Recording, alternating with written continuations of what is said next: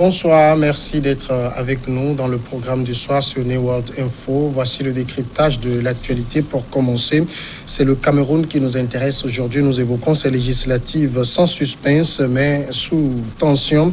Les Camerounais ont voté dimanche pour les élections législatives sans enthousiasme apparent dans un pays au pouvoir verrouillé depuis près de 4 décennies par le président Paul Biya et en proie à de sanglants conflits dans l'ouest anglophone et dans l'extrême nord.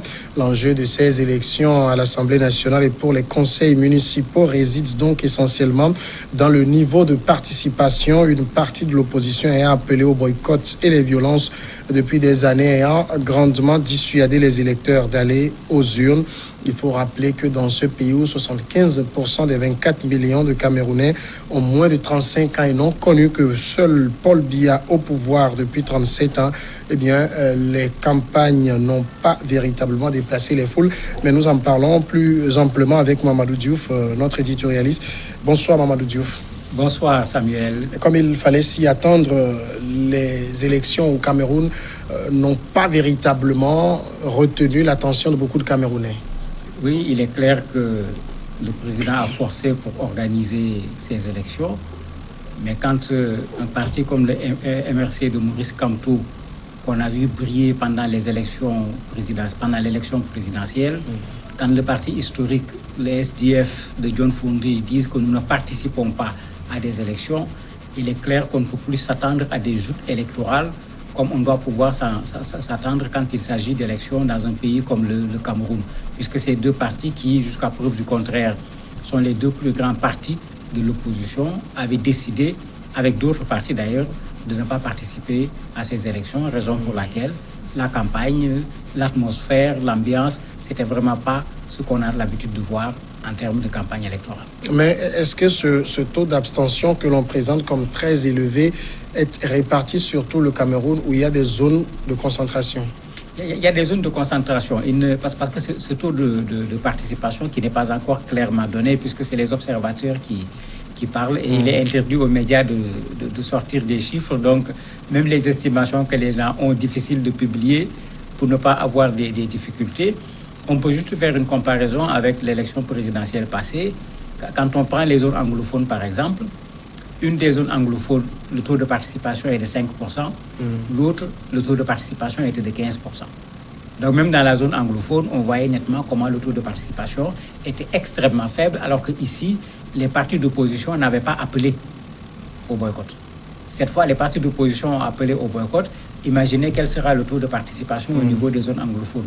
Imaginez également dans les autres parties du pays quel sera le taux de participation, puisque les reportages qui ont été faits par les médias de façon générale montrent qu'il n'y a pas eu foule au niveau des bureaux de vote du matin au soir. Le matin, on disait que c'est à cause de la prière au niveau de l'église, d'un certain nombre de matchs, les gens vont venir après, mais je n'ai pas vu un reportage quelque part où on a montré des foules dans un bureau de vote. Mais c'est quand même un argument que les autorités camerounaises balayent du revers de la main.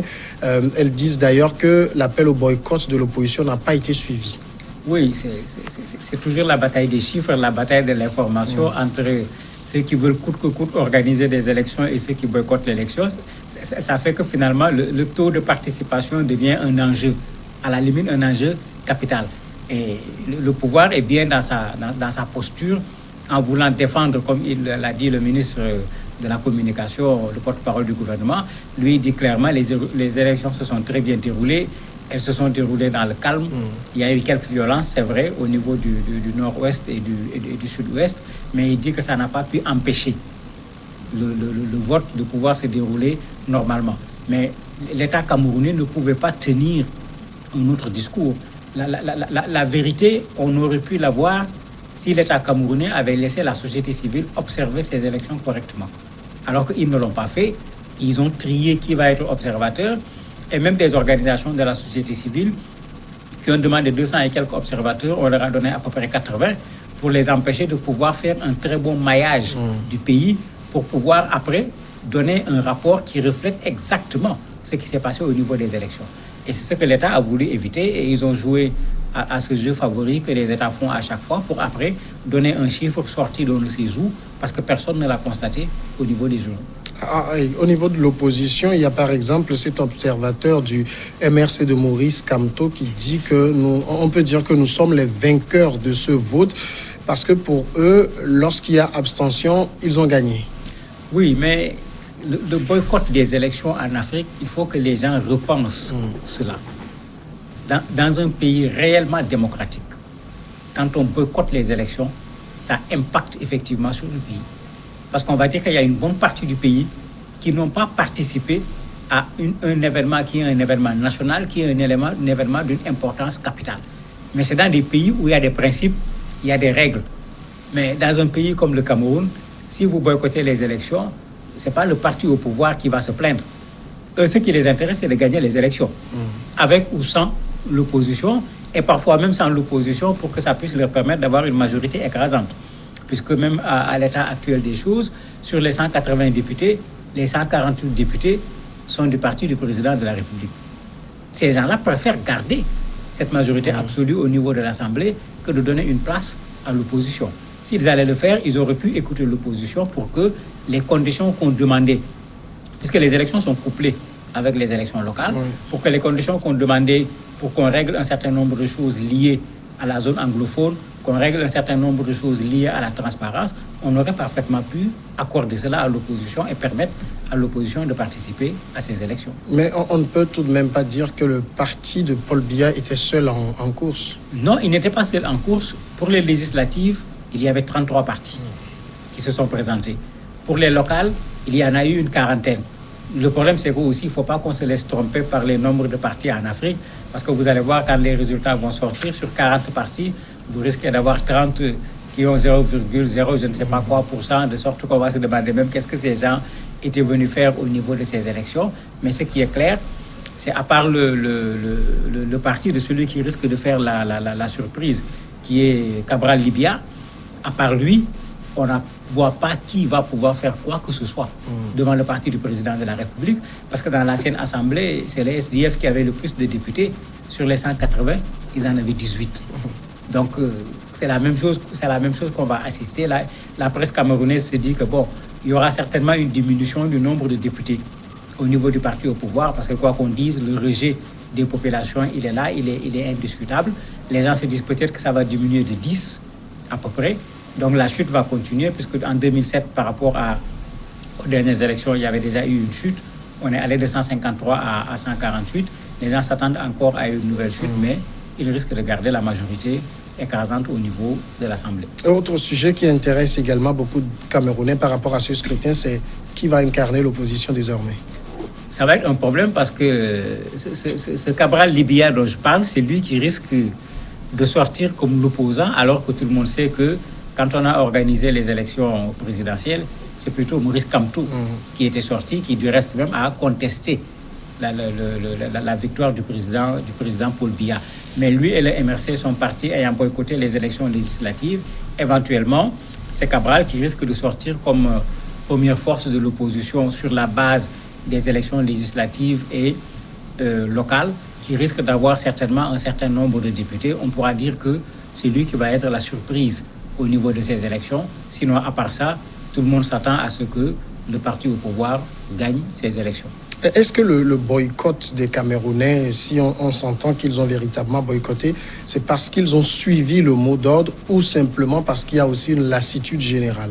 En fait, il y a les deux. Parce que quand on dit boycott, il y a toujours cette difficulté.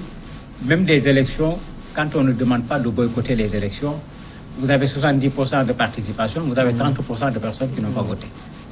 Le problème, c'est que pour qu'on puisse savoir le boycott, c'est quoi, il faut que ce que les gens revendiquent et que les gens ne veulent pas écouter, il faut que le bulletin blanc existe.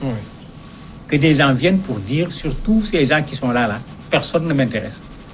En ce moment, on peut compter et dire, voilà le nombre de personnes. Ici, on ne peut pas compter. Des gens qui, d'habitude, ne votaient pas. Quand on va regarder l'abstention, est-ce que tout le taux d'abstention va être considéré comme du boycott? Ça va être extrêmement difficile pour vouloir faire la part des choses. Bien sûr, l'opposition va surfer sur ça en faisant une sommation, tout simplement en disant que s'il y a eu 40% de participation, l'opposition dira tout simplement que 60% de la population a boycotté l'élection, alors qu'on a rarement vu, à part les élections à la soviétique, les populations votaient à 100%. Alors aujourd'hui, quel est le véritable enjeu de ces élections? Mais il n'y a pratiquement plus d'enjeu. Sauf que le parti au pouvoir veut remettre en place un certain nombre d'institutions parce que le terme est arrivé, il faut renouveler l'Assemblée nationale, il faut renouveler les instances locales. Il n'y a vraiment pas d'enjeu. Parce que quand il y a une élection, ou avant même que l'élection ne vienne, on sait que toutes les cartes ont à la limite déjà été jouées. On peut même se poser la question, est-ce que c'est la peine de dépenser autant d'argent pour organiser ces élections? Est-ce qu'il ne faut pas tout simplement voter une loi à l'Assemblée et puis prolonger le mandat des députés, économiser ne serait-ce que 4 ou 7 milliards qui pourraient permettre de régler quelques problèmes au niveau de l'éducation, de la santé et je ne sais dans quel autre secteur. Ça fait qu'il n'y a pas d'enjeu au niveau de ces élections et c'est dangereux parce qu'on amène les citoyens à se désintéresser à ce qui est véritablement leur pouvoir dans une démocratie. C'est-à-dire venir désigner ceux qui au Parlement sont censés être les représentants du peuple camerounais. S'ils sont là-bas sans avoir été désignés par le peuple camerounais, ils représentent qui? On a craint aussi des tensions. Il y en a eu? Pas trop. On a senti la tension. Il n'y a pas eu trop de violence. On a craint l'extrême nord où se trouve Boko Haram. On a craint le nord-ouest et le sud-ouest qui est la zone anglophone qui est également une zone en guerre. Dans la zone anglophone, il y a eu des attentats. Il y a eu quelques attentats. Qu'est-ce que ça a donné comme résultat? Il faut qu'on attende que les journalistes fouillent davantage pour nous dire ce qui s'est passé, puisque les propos du ministre de la Communication ne suffisent pas. Lui, il reconnaît qu'il y a eu un peu de violence, mais il dit que la violence n'a pas empêché aux gens de voter. Alors qu'au niveau des élections présidentielles, avec la violence, tout le monde a vu, il y a des bureaux de vote qui sont restés fermés, il y a des bureaux de vote qui avaient été vandalisés. On n'a pas encore le point parce que malheureusement, sur cette zone, les organisations de la société civile et autres qui ont voulu aller observer les élections là-bas, souvent, l'État camerounais ne leur a pas accordé cette autorisation. Mamadou Diouf, merci d'avoir répondu à nos questions. C'est moi qui vous remercie. Et nous allons marquer la pause. Elle est très courte et après on reçoit l'invité de ce mardi.